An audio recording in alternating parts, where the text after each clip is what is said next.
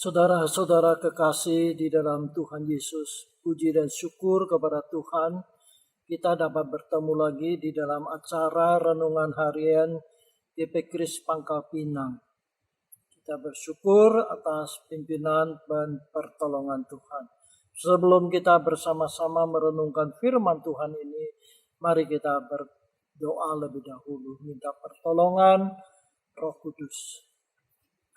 Bapa kami yang ada di dalam surga, terima kasih Tuhan telah memimpin kami sehari lewat sehari, seminggu lewat seminggu, sehingga pada hari ini kami boleh kembali bertemu di dalam renungan harian gereja kami. Kami mohon Tuhan pada saat ini menolong kami supaya kami dapat mengerti firman Tuhan. Dan bukan saja kami mengerti, tetapi kami melakukannya di dalam kehidupan kami sehari-hari. Terima kasih Tuhan, kami menyerahkan waktu ini seluruhnya ke dalam tangan Tuhan. Dalam nama Tuhan Yesus kami berdoa. Amin. Saudara-saudara kekasih, hari ini adalah tanggal 31 Oktober 2020.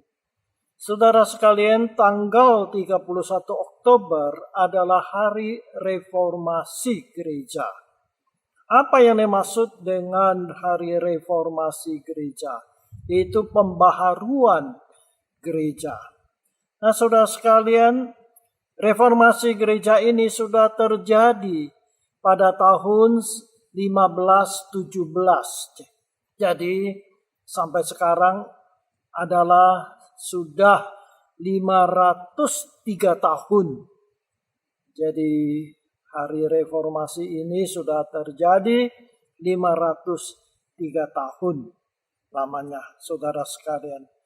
Berbicara mengenai hari reformasi gereja, tentu kita tidak dapat lupakan salah satu tokoh yang utama dari gerakan reformasi ini adalah Martin Luther. Nah, saudara sekalian, tentu masih ada tokoh-tokoh yang lain yang mendukung reformasi gereja ini. Namun pada hari ini di dalam renungan singkat ini kita hanya bicarakan Martin Luther saja. Nah, saudara sekalian, kita tahu bahwa gereja Tuhan berada itu adalah di dalam rencana Tuhan. Saudara sekalian, kalau kita baca Alkitab, kita tahu dengan jelas bahwa manusia telah jatuh di dalam dosa. Dan upah dosa adalah maut. Upah dosa maut ini yaitu kematian yang harus kita alami di dalam dunia ini. Juga adalah hukuman di dalam api neraka yang kekal. Artinya kalau kita meninggal dunia ini, roh jiwa kita akan menerima hukuman dosa di dalam api neraka yang kekal. Dan manusia tidak ada seorang pun yang sanggup melepaskan diri dari hukuman ini. Oleh sebab itu Allah yang mengasihi kita, Dia tidak rela manusia ciptaannya yang telah jatuh di dalam dosa, kemudian harus mengalami siksaan yang kekal di dalam api neraka. Oleh sebab itu, Alkitab beritahukan kepada kita, Allah kita mengasihi kita, sehingga telah mengutus anaknya yang tunggal, yaitu Yesus Kristus, datang dari sorga ke dalam dunia menjadi manusia, yaitu melalui rahim Maria. Nah, saudara sekalian, kemudian Yesus lahir sebagai manusia. Tujuannya adalah supaya dapat menjadi juru selamat kita dengan cara mati di kayu salib untuk menebus dosa kita. Tuhan Yesus sudah mati di kayu salib, mencurahkan darahnya untuk menebus dosa kita. Sehingga kita manusia yang berdosa dapat datang kepada Yesus untuk minta pengampunan dosa. Sehingga kita dilepaskan dari hukuman dosa itu. Nah, saudara sekalian, kita tahu Tuhan Yesus sudah lahir dalam dunia, kemudian mati di kayu salib. Tetapi kita puji Tuhan, sesudah 3 hari kematiannya di kayu salib, dia bangkit kembali, membuktikan bahwa dia adalah anak Allah yang maha kuasa. Nah, saudara sekalian, sesudah Tuhan Yesus bangkit dari kematian, dia tidak segera pulang kembali ke sorga. Tetapi selama 40 hari, dia beserta dengan murid-muridnya. Dia selalu mengajar murid-muridnya tentang hal kerajaan Allah. Nah, sesudah 40 hari, barulah Tuhan Yesus kembali ke sorga. Namun sebelum dia kembali ke sorga, dia telah memerintahkan kepada murid-muridnya supaya Injil keselamatan ini diberitakan kepada semua orang yang ada di dalam dunia. Nah, sesudah Tuhan Yesus naik ke surga, murid-muridnya mentaati perintah Tuhan Yesus. Lalu mereka pergi mengabar Injil, memberitakan jalan keselamatan kepada semua manusia, saudara sekalian. Sehingga manusia-manusia yang berdosa, yang tidak dapat menyelamatkan diri dari api neraka itu, mendapat jalan keselamatan. Sehingga mereka kalau meninggal dunia, mereka tidak lagi dihukum di dalam api neraka. Nah, saudara sekalian, inilah jalan keselamatan yang Tuhan berikan kepada manusia. Dan Tuhan pesan kepada semua muridnya untuk memberitahukan jalan keselamatan ini kepada semua manusia. Nah, saudara sekalian, kalau kita baca di dalam kitab Kisah Rasul, kita akan menemukan bahwa murid-murid itu mendengar perintah Tuhan, lalu memberitakan Injil kepada semua orang. Nah, saudara sekalian, tetapi pada waktu itu, orang-orang yang anti-Kristen, yaitu orang-orang Yahudi pertama-tama, mereka itu sangat tidak senang ajaran Tuhan Yesus ini. Karena apa? Karena bagi mereka, Yesus itu bukan juru selamat. Yesus itu bukan Mesias yang mereka nanti-nantikan. Oleh sebab itu mereka berusaha menghentikan murid-murid Tuhan Yesus itu bersaksi. Namun murid-murid Tuhan Yesus, mereka mempertaruhkan nyawa mereka, memberitakan Injil kepada semua orang. Karena mereka sungguh-sungguh yakin dan percaya bahwa Yesus itu adalah anak Allah yang datang dari sorga dan telah mati di kayu salib, tetapi bangkit kembali dari kematian dan sekarang sudah kembali ke sorga.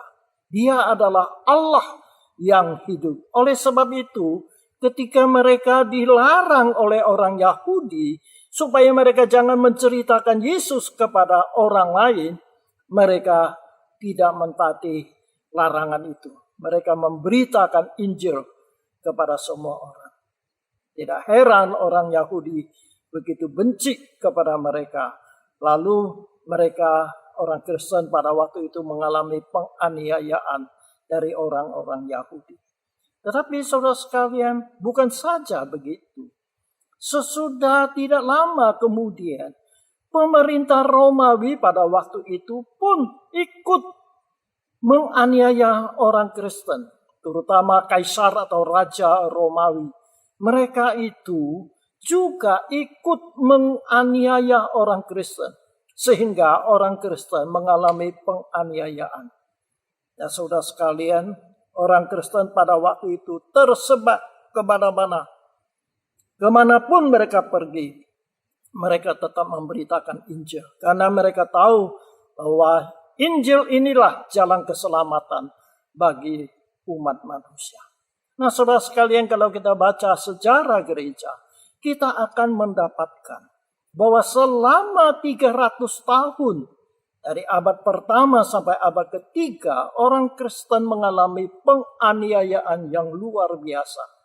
Tetapi orang Kristen tetap setia kepada Tuhan, memberitakan Injil kepada semua orang. Nah, sampai kemudian salah satu kaisar Romawi bertobat menjadi orang Kristen.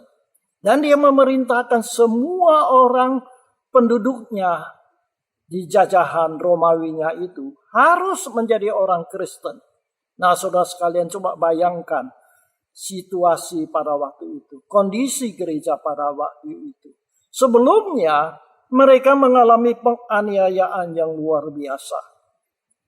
Orang Kristen disiksa, tetapi mereka tetap bertahan. Tapi sekarang raja menjadi Kristen, sehingga gereja-gereja besar dan megah dibangun oleh kaisar itu. Sehingga semua orang-orang menjadi orang Kristen pada waktu itu.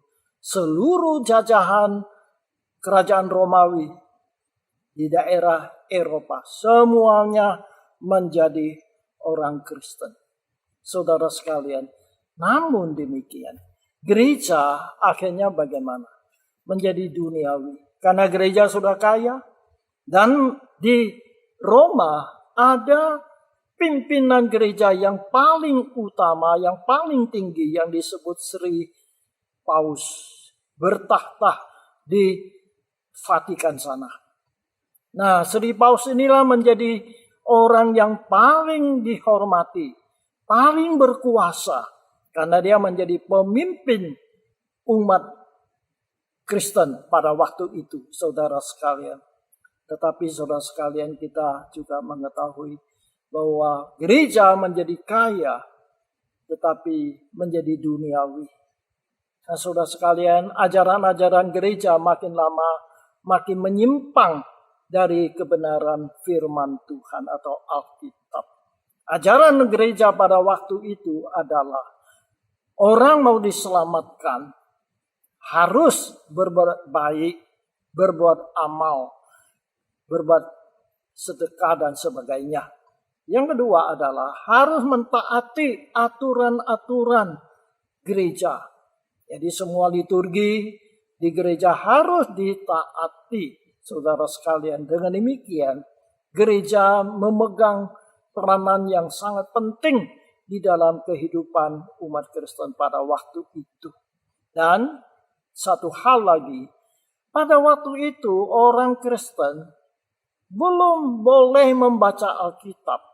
Hanya pastor atau rohaniwan yang boleh membaca Alkitab. Karena Alkitab itu hanya ada di dalam bahasa Yunani dan bahasa Latin.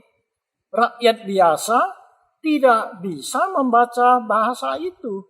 Sehingga hanya rohaniwanlah yang tahu tentang ajaran Alkitab itu. Nah, saudara sekalian, dalam kondisi demikian, ada satu orang pastor, yaitu Martin Luther. Dia adalah orang Jerman, saudara sekalian. Mula-mula dia juga adalah seorang pastor yang sangat-sangat tuhid, ya, yang sangat-sangat takut kepada Tuhan, saudara sekalian. Tetapi dia mempunyai pergumulan sendiri. Bagaimana manusia dapat diselamatkan? Apakah dengan jalan berbuat amal? Apakah dengan jalan mentaati segala peraturan-peraturan gereja? Nah, karena dia seorang pastor, dia dapat membaca Alkitab. Nah, akhirnya dia menemukan bahwa jalan keselamatan yang diberikan oleh Tuhan, yang tercatat di dalam Alkitab, bukanlah dengan beramal, tetapi dengan beriman kepada Tuhan Yesus. Ada dua bagian Alkitab yang paling mempengaruhi Martin Luther ini tentang iman, jalan keselamatan, yaitu di dalam Roma pasal 1 ayat 16 dan 17.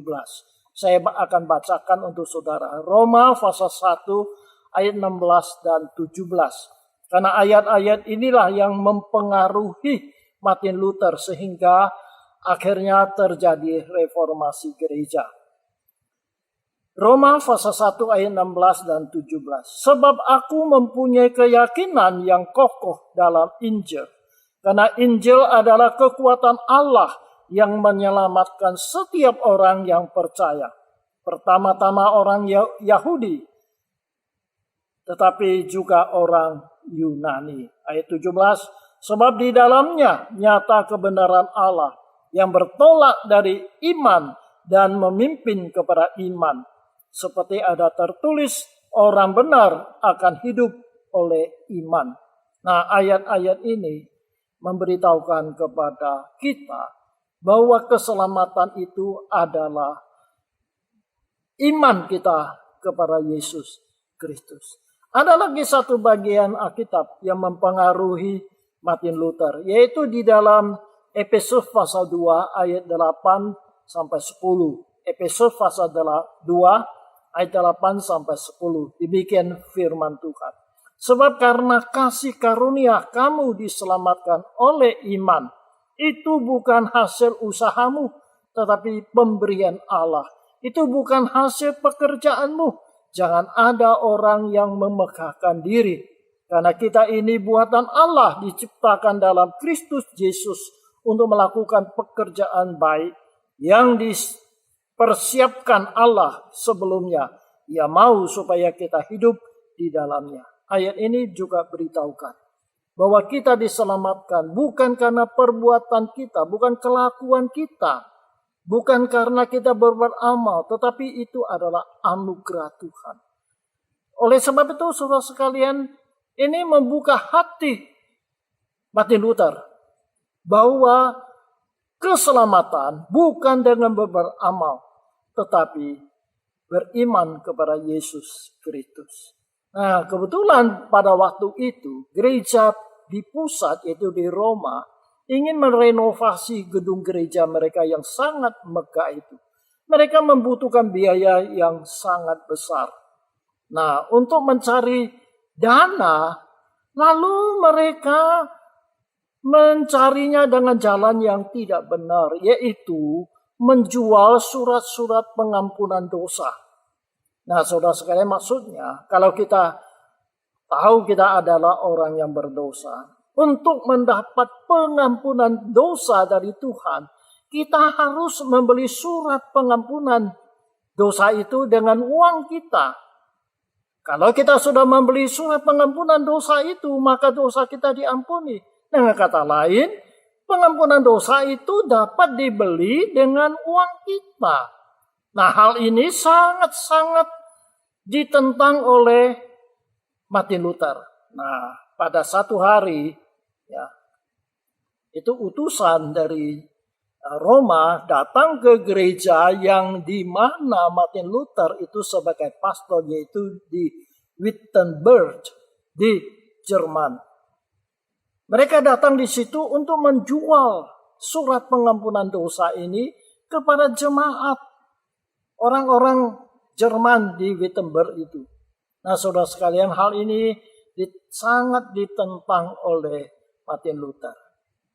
Kemudian Martin Luther ini merumuskan 95 dalil atau 95 poin tentang ajaran-ajaran gereja pada waktu itu yang tidak sesuai dengan Alkitab.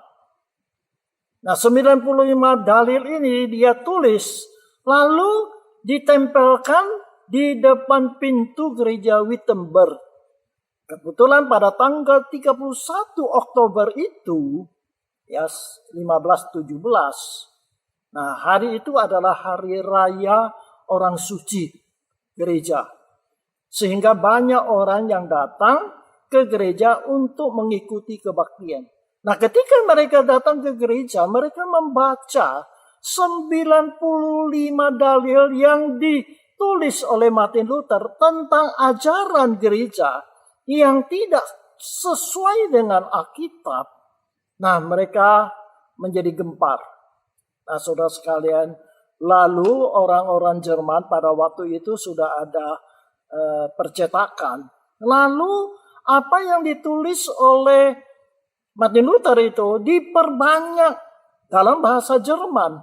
Lalu disebarluaskan ke seluruh daerah Jerman. Sehingga semua orang-orang Kristen ya pada waktu itu mengetahui bahwa gereja kita ini sesungguhnya sudah menyimpang dari ajaran di dalam Alkitab. Nah, saudara sekalian, menjadi gempar pada masa itu. Nah, apa reaksi dari gereja pada waktu itu? yang ada di pusat di Roma itu. Mereka memerintah supaya Martin Luther cabut argumennya, mencabut dalil-dalil yang dia kemukakan. Nah, Martin Luther berkata, kalau ajaran saya salah, tunjukkan kesalahan saya. Tetapi dengan Alkitab. Ya. Jadi kalau ajaran saya bertentangan dengan Alkitab, tunjukkanlah. Nah, saudara sekalian, ya, gereja pada waktu itu tidak dapat menunjukkan kesalahan Martin Luther. Sehingga Martin Luther tidak mau menarik kembali apa yang dia kemukakan, 95 dalil itu. Dan akhirnya bagaimana? Gereja pada waktu itu mengucilkan Martin Luther. Artinya dipecat. Nah, saudara sekalian, dikucilkan dari gereja oleh Sri Paus. Nah, saudara sekalian, konsekuensinya sangat bahaya. Kalau gereja mengucilkan seseorang, maka orang itu dianggap orang yang berdosa, yang harus dihukum mati. Jadi dengan kata lain, kalau Martin Luther dikucilkan oleh gereja, maka semua orang, siapapun boleh membunuh Martin Luther. Dan pembunuhan itu tidak dianggap dosa. Nah, saudara sekalian, dengan demikian, Martin Luther di dalam bahaya besar. Tapi untunglah Tuhan berkuasa. Kaisar Jerman pada waktu itu, dia menyelamatkan Martin Luther. Dia sembunyikan Martin Luther. Sehingga tidak ada orang yang tahu di mana beradanya Martin Luther. Nah, kesempatan itu dipakai oleh Martin Luther untuk menerjemahkan Alkitab dari bahasa Yunani, bahasa Latin, ke dalam bahasa Jerman pada waktu itu. Supaya semua umat Kristen yang ada di Jerman dapat membaca Alkitab. Supaya mereka tahu bagaimana sih ajaran firman Tuhan dalam Alkitab itu. Sehingga mereka tahu bahwa ajaran gereja pada waktu itu sudah melenceng jauh dari kebenaran firman Tuhan. Nah, saudara sekalian, kejadian ini sudah 503 tahun. Sampai hari ini kita memperingatinya pada tanggal 31 Oktober ini. Nah, saudara sekalian, kita bersyukurlah kepada Tuhan. Sehingga Alkitab itu dapat dibaca oleh semua orang. Itulah jasa daripada Martin Luther. Tuhan di dunia ini terbagi di dalam dua kelompok. Satu tetap setia kepada gereja di Roma, Sri Paus, yaitu Katolik. Ya, kita juga menyadari gereja Katolik sekarang sudah beda dengan gereja Katolik pada zamannya Martin Luther. Sudah banyak perbaikan, tetapi tetap masih ada beberapa hal yang tidak seperti yang diajarkan oleh dalam Alkitab. Nah, sebaliknya ada kelompok lain yang disebut gereja Kristen Protestan. Nah, saudara sekalian, sampai hari ini gereja Protestan ini sudah mungkin ratusan ribuan dominasi, saudara sekalian. Sayang sekali gereja Protestan Kristen ini begitu banyak dominasi, sehingga banyak juga ajaran-ajaran yang sesat, ajaran yang tidak benar. Kita mohon Tuhan kasihanlah gerejanya. Kita minta Tuhan lindungilah gereja. Kiranya Tuhan menolong kepada kita hari ini. Kita memperingati Hari Reformasi. Intinya adalah bahwa Martin Luther sebenarnya bukan ingin melepaskan diri dari gereja pada waktu itu, gereja Katolik. Tetapi karena beda pendapat yang tidak bisa diselesaikan, akhirnya mereka dikucilkan. Nah, saudara sekalian, intinya adalah keselamatan Yesus Kristus, pengampunan dosa adalah anugerah Tuhan. Kita percaya kepada Yesus, kita mendapat pengampunan dosa. Bukan karena berbuat amal. Dengan kata lain, kita harus kembali ajaran firman Tuhan di dalam Alkitab. Kiranya Tuhan menolong kita. Amin. Mari kita berdoa. Terima kasih ya Tuhan, Engkau tahu pada masa Martin Luther, gereja berada di dalam masa yang sulit, gelap, banyak ajaran yang salah. Tetapi kami bersyukur Tuhan membangunkan berapa orang menjadi reformasi. Ya Tuhan, sehingga ajaran firman Tuhan itu dikembalikan ke gereja. Tuhan, terima kasih. Kami bersyukur, kami diselamatkan karena iman kami kepada Yesus Kristus. Yesus Kristus juru selamat kami. Bukan karena kami berbuat baik, berbuat amal, sehingga kami mendapat hidup yang kekal. Kami mendapat pengampunan dosa, bukan karena kami berbuat amal, tetapi karena darah Yesus yang dicurahkan untuk menebus kami. Terima kasih Tuhan. Kuatkan iman kami hari ini, hari reformasi gereja. Kami mohon Tuhan tolonglah supaya gereja-gereja Tuhan kembali kepada ajaran yang benar. Firman Tuhan yang benar. Terima kasih Tuhan. Inilah permohonan kami. Terpujilah nama Tuhan. Dalam nama Tuhan Yesus kami berdoa. Amin. Terima kasih saudara sekalian. Kiranya Tuhan menolong kita dapat bertemu lagi pada kesempatan yang lain. Tuhan berkati kita. Amin.